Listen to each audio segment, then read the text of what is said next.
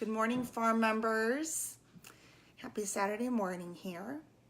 I am here this morning to do a short video on 6 tips for making the most of your CSA share. So this is a video that is mostly for our new members, but like I said in my post yesterday, I would love for our veteran members like Sarah Hamstra. Good morning. Good morning, Jennifer. I'd love for those veteran members to tune in too and share the things that have worked well for you in the comments or elsewhere. Good morning, Melissa. So yes, before I get into the training, thank you, Sarah Hamstra. I know you are always here for inspiration. I do want to just quick remind you of our startup dates. So our first distribution week is the week of May 6th. That means on-farm members, Monday, 3 to 6 p.m. here. Rensselaer people, Tuesdays at noon. Yes, good morning, Melissa. And Thursday, on-farm members here in the morning.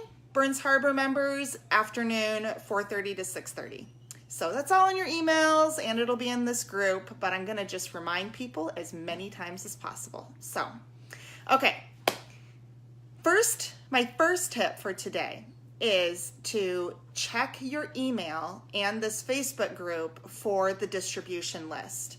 So the Thursday before we have distribution, I will post what's going to be in your share in the Facebook group. There's a special spot for it. And I'm also going to send out an email because I know we got our Facebook people, we got our email people, and I want you guys to know ahead of time what you're going to get. And I'll get into why that's important in a little bit. So May 2 will be the first time I send out that here's what's going to be in your share next week email. And hello, Kara and Sarah. Thanks for joining us this morning too. You are just in time for step number 2. That is for people who are picking up on farm. We ask that you would bring a box or a bag or a cooler to pick up your produce. For our drop site people in Rensselaer and Burns Harbor, we will bring your produce to you in a container that we ask you bring back to us the next week. We have 2 for each drop site member. But for the people on farm, we are really trying to reduce that single-use plastic. So I know we did have plastic bags available last year, but we're really trying to get away from that and ask that you bring your own bag or box to help with that. And if you're not going right home after you pick up, we suggest you bring a cooler, an insulated bag, a cooler, something so your produce isn't just sitting in the car for a couple hours, because we want to keep your produce at its optimal place as long as possible. Good morning, Shirley. Good morning, Denise. Thanks for joining us. Okay, so now we're on to step number 3, and that is properly store your produce as soon as possible. So this is a really important tip for making the most of your CSA share, and we are going to do our best to help you with this. So every week I will give you the storage information for your produce. That means I might post videos I did last season. If it's a new item like asparagus, that's just in the spring, I will do either a video or post a link showing you how to store your produce, because all these veggies, they have like their own little personalities and preferences for storage, and we want to make sure you know them.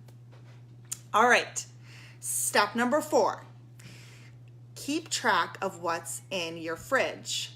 I am going to put a link in the comments to a PDF you can print and put on your fridge. It's a inventory where you can list everything that's in your fridge as it's coming in and then cross it off as you use it.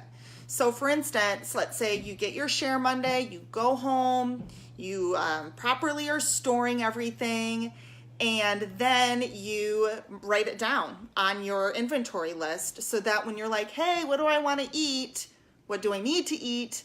You can look and see what's already in your fridge, and this hopefully prevents that like stuff getting lost in your fridge thing. Kara, that is that's a good point. I'm here for you instead of Alexa for storage information.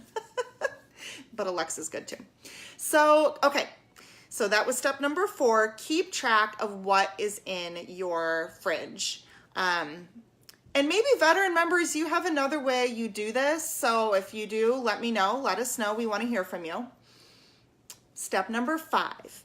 This is meal plan.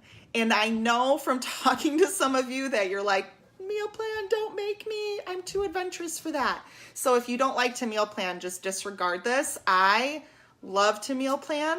I'm a little more chill about it now that I have some experience. But when I first started cooking, I was like a meal plan crazy lady. And it actually really helped me use everything I needed to. Good morning, Christine. Thanks for joining us.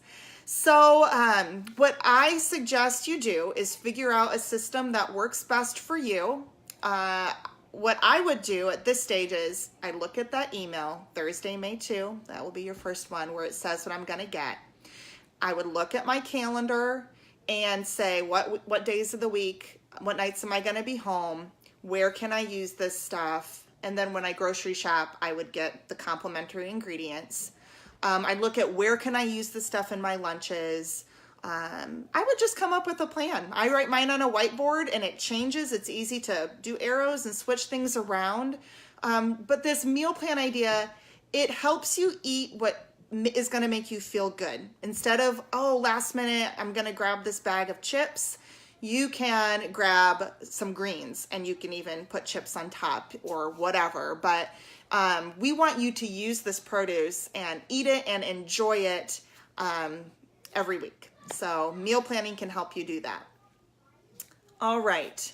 My 6th tip for you and final tip for today is use our community. So you have signed up for community supported agriculture. You're not just going to a grocery store. You're joining with our farm members, and our farm members have so much knowledge and experience cooking with vegetables. So I encourage you to use the Facebook group. When I polled people asking what they wanted the most instruction on this season, I think the top one was easy recipes. So I plan to share easy recipes. I'm hoping that our members will also share their recipes, whether they're easy or gourmet, whatever. We want them all. But this is a place where you can get so many great ideas and conversations. Not only in the Facebook group, but also when you pick up your produce. It is so fun for me to hear the conversations happening when people come to pick up their produce.